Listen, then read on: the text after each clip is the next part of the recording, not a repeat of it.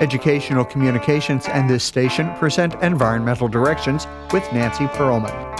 On this series, we explore the effects of human influence on the Earth's ecosystems and discuss solutions to environmental problems which affect the quality of life on this planet. Environmental Directions gives you the kind of information you need to help you participate in decisions impacting your community, the nation, and the world.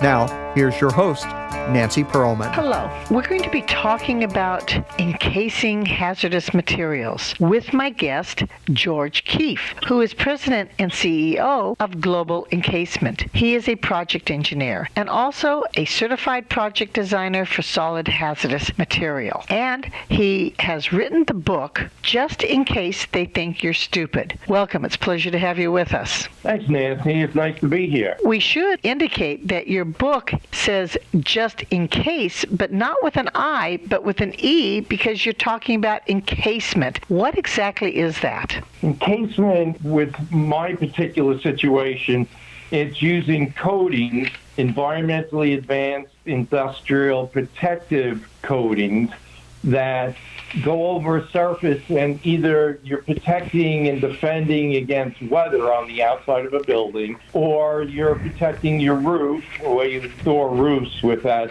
encasement coating instead of removing replacement. And then with asbestos and lead-based paint, you're sealing it in with the same coating that stops the release into the environment. I never thought that I would enjoy a little book about encasements, but it was quite enjoyable, and you made an excellent case for keeping hazardous waste where it exists rather than removing it and taking it into a landfill.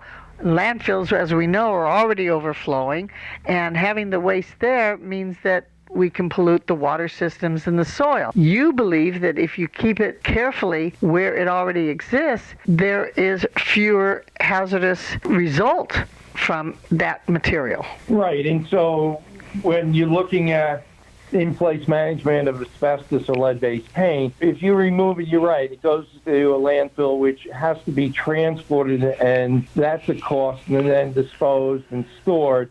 And then it can be slowly released into the environment as it's decaying and breaking down. Not only that, all this waste that we're generating in a landfill is causing a lot of CO2 emissions. It's the same thing, though, in your building. You have it in your building, and it's far less expensive to manage it in place. But if you don't do anything with it, it can still be releasing into the environment also. So the simple, cost-effective method is to put a coating over it, a coating that's designed and certified for that. So Global Encasement has products that deal with that, and they're all green. And when I say green, I mean that there's zero VOCs, volatile organic compounds. There's no ozone-depleting substances. They're non-toxic, water-based, biodegradable, sustainable, renewable, and Class A fire rated. So they're also waterproof and breathable. And the other things that are really important for a coating is impact abuse and chemically resistant. And then they're extremely flexible with a superior elongation, because every substrate moves, whether you've got heat and cold, the surface it's covering, the coating, is going to move. So typical paints don't do that. They're really made for aesthetics and not for long-term use or protecting your property. So when you put it over asbestos or lead-based paint, it's basically the same thing we do with electricity. That's a known hazard, and you wouldn't think to remove that from our lives. So we deal with it the same way. We put a coating over it. Now, a coating that's approved for that and designed and engineered just for that. But it's the same thing. We're managing that hazardous material in place. So it's a very logical way to go. And in a lot of cases, like the EPA has even stated that they believe it's best to manage in place asbestos whenever possible. So there's no law that says you have to remove it. What they're trying to do is to protect the people in the environment, in the buildings, and so you want to do that by providing clean, fiber-free, dust-free air. But however you do that is up to you. And so the simple process of in-place management with, say, global encasement coatings is widely acceptable and absolutely a lot less expensive. Also, there's direct costs, Nancy, and then there's indirect costs of a project. So you look at coating over and sealing in as opposed to removal and replacement. When you remove something, you have to replace it with something, which then you're using up precious natural resources. But also an indirect cost, say the federal government has figured out that for every dollar of a direct cost, they spend another dollar on an indirect cost, which is downtime on a building, relocation for those people and content. And then if you have a manufacturing facility, which we deal a lot with, and depending on how operational they are, in other words, if they're 24 hours a day, 7 days a week, and you shut that down, there's a tremendous loss. So with basic in-place management with global encasement coatings, you don't need to shut anything down. It's non-invasive, it's non-disruptive, and normal operations can continue on. And so all these things are added benefits, and it's not just the products that are green, but actually what they do for a building and the environment. Generating waste is one. So restoring a roof is another one. A lot of the debris that ends up in the dumps is construction debris, or I should say destruction debris. What happens is you're not causing that debris to happen, which in the dumps, it's a large amount coming from construction materials, and a large part of that is from roofing. So the normal standard practice in the past has been to tear off the roof when it's come to the end of its life cycle and replace it. And so instead we're using coatings that are designed for that, to seal the roof in place, waterproof it again, and then also we deal with solar reflectivity. So at the same time, you could be turning that heat-absorbing surface into a solar reflective one that is now creating passive cooling for the interior of the building. And there's two largest man-made surfaces that bring down the most heat, which contributes to what they call heat island effect. And that's where the planet absorbs a lot of heat. The first is roadways, which has to be dealt with from the government. And right now in LA, I know they're painting their roadways white, a lot of them. And then the second is roofs, and that can be dealt with on a very personal, local level or individual business or homeowner. And you do this work all over the world. I saw what you did for an historic building in the Philippines, and it was quite remarkable how you transformed it, protected the building, made this reflective roof, kept the waste out from the landfills. So let me just mention on that one project too. At the same time as restoring the roof and stopping corrosion, the leaks, all that wonderful stuff, it was also lead-based paint. So we were encasing that at the same time. And that instantly stops the release into the environment. Is one country easier to work in than another in terms of having the support, the laws, the regulations to make encasement easy? The United States and Canada are too, because they seem to be more progressive in those areas. A lot of countries now are outlawing asbestos, although not all of them. A lot of them, progressive, industrialized countries, are manufacturing and using lead-based paint. By encasing hazardous materials, you're both saving energy and saving money. And that's an important factor in terms of going green, isn't it? Yes, because, again, the whole idea of creating some passive cooling on the inside of a building, you're cutting down on air conditioning, and some places that can't afford air conditioning. A lot of the countries I work in, they don't even have those options. And so it's showing that anytime you can drop the temperature on the inside of a building, you're creating passive cooling and actually protecting the people in there. I should mention that your book has a subtitle, just in case they think you're stupid, A Simple and Entertaining Green Coatings Guide, Managing Asbestos and Lead-Based Paint, Protecting Buildings, Homes, and Their Occupants. And what I enjoyed about reading the book is you presented both sides at a public hearing regarding whether or not to remove the hazardous waste or to encase it. How controversial is this? Has it been adopted in cities and other communities?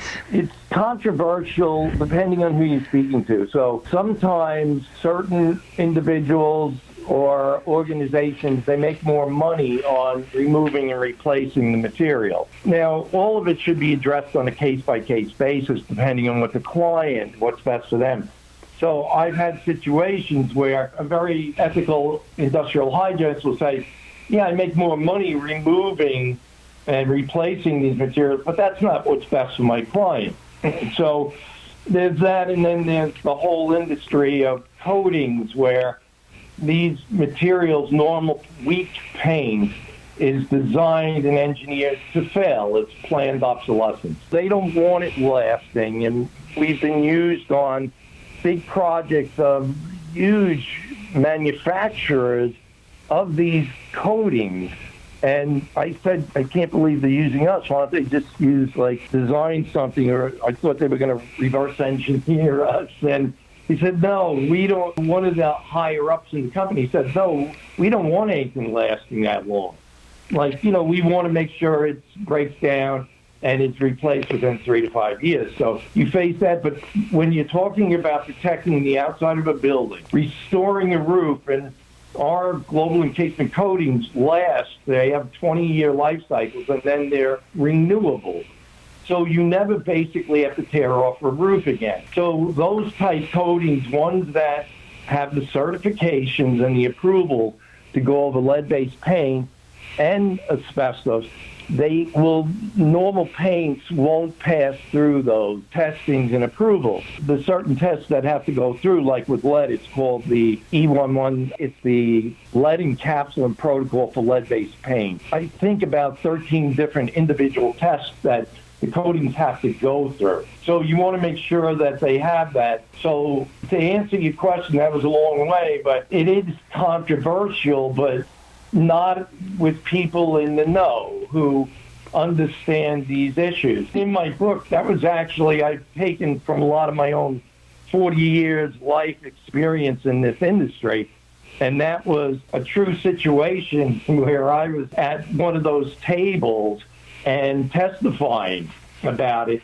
And I had an attorney sitting next to me who was demanding that all of this stuff, all the asbestos, be removed, and lead-based paint needs to be removed, which is just an impossible feat out there. You certainly made an excellent case for keeping it intact, protecting it so it doesn't harm us, and by safely transforming these distressed buildings that contain harmful building materials like asbestos and lead-based paint and PCBs, polychlorinated biphenyls. These buildings have been classified with sick building syndrome and cause building-related illnesses. You have successfully reversed the process, made them green, made them healthy, and also it's important that they be done so that they can withstand the natural disasters and the climate change that is occurring. Right, which normal paint is not going to do. It's not made for that. So extreme expansion and contraction, which is what happens especially in colder and hotter climates like on the East Coast where you have extreme winters and then very hot summers, you get the expansion and contraction. So there's 3 important things you want to look for in any coating you're using that is going to defend your property and protect it. The first, making sure it's environmentally advanced, that it's green. The second thing is it has to take a lot of impact, abuse resistant, has to be able to hold up over time and be sustainable, long lasting, but also shield against the attacks from UV, ultraviolet rays, which can really tear down anything. That's why a roof is so important. It takes the most abuse. And then the third thing is that it has to elongate. It has to move with the surface. Normal paints don't, and as soon as the surface moves, they crack. And then once they crack, the integrity of that system is shot. You don't have a protection on the outside of your property then. And that's where, well, then moisture or weather gets in behind it and starts to break it down even quicker. You certainly are doing your part to make buildings green, to make a healthier environment for us. I want to thank you so very much for letting us know about this new technique.